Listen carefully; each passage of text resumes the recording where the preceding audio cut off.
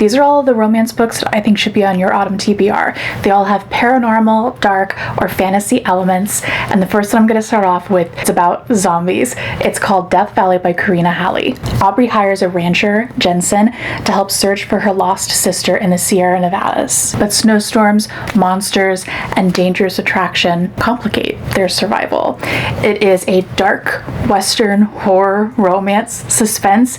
It has forced proximity, wilderness survival. It is so different. It kind of gives Vampires of El Norte in the lore and like the oldness of the legend. It's not like zombie like Walking Dead zombies. It's like old forgotten things. Next is a novella length one. It's by Zoe Draven. It's called The Midnight Arrow. This is a romantasy. The world building is really accessible. The story follows a witch who I would kind of describe as like a green witch. Her name is Marion, and she's really reclusive. She's living on like the outskirts of society in the woods near this freaky, spooky place called the Below, and she ends up saving this stranger called Lorik. There's danger, there's forbidden romance, and my favorite mycotrope ever, Hurt Comfort.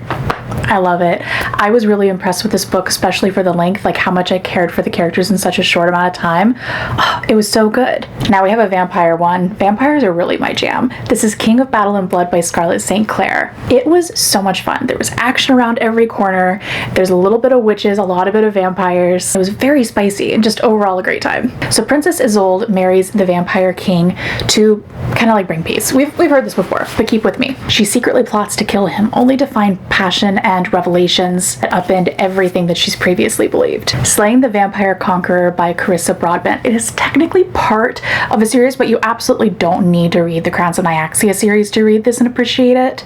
The story follows an assassin, Silena, who is sent to kill the Vampire Conqueror Atreus, and she finds herself torn between her mission and her growing feelings for the enemy. So background on her, she is part of a cult. It's called the Goddess of Fate, and she as a child sacrificed her sight and was trained to do their bidding. Heartless Hunter is next. I don't know how to say the author's name. This is a YA romantasy fantasy. It's about witches. It follows Rune, who is a witch, in hiding. She has the identity of a socialite by day, and she is smuggling witches at night. But when she takes up a fake courtship with a witch hunter, of course, his name is Gideon, forbidden feelings spark.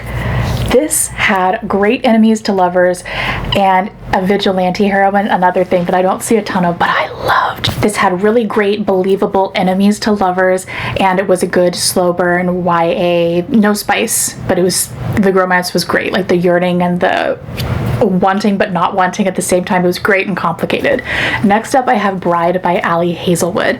This one is like a vampire and werewolf romance, paranormal romance, I guess. I love Ali's like zappy writing and the humor. It's always just great. It follows Misery Lark, who is a vampire outcast, and she is forced into a marriage with a werewolf in an effort to secure peace between their two kinds. But secrets and forbidden desires threaten to undo them both.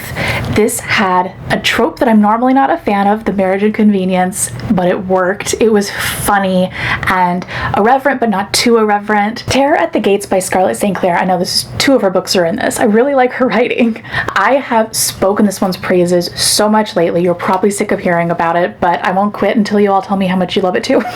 It's an urban fantasy. There's forbidden romance. It follows an outcast witch called Lilith, and she discovers a mysterious cursed blade, and she allies herself with the head of another ruling family. She's the daughter of one ruling family, and they're like not supposed to be friends, right? But they totally have thoughts for each other. And together they start uncovering dangerous truths, both about herself and about their world. The magic system in this is so cool. Like only the women, like the daughters of Lilith, are the ones that have that power, but in this really misogynistic world, like they're not allowed to use their magic without basically like the male head of the family or like a husband or something. Like that's the only time that they can. So magic is forbidden to be used.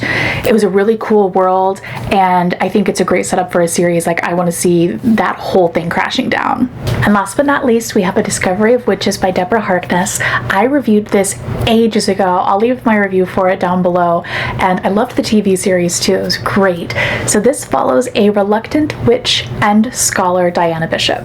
She discovers a bewitched manuscript. She's drawn into a supernatural world and a forbidden romance with a vampire, Matthew de Clermont. This is an adult paranormal romance fantasy. It kind of hits a lot of genres. So I hope that you guys enjoyed this video. If you did, please be sure to check out my other video where I tell you all the books on my TBR. I will have that either linked in the description or on the next slide.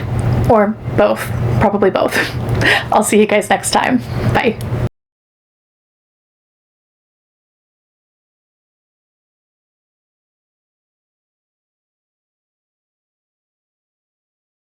And it has witches, which haha.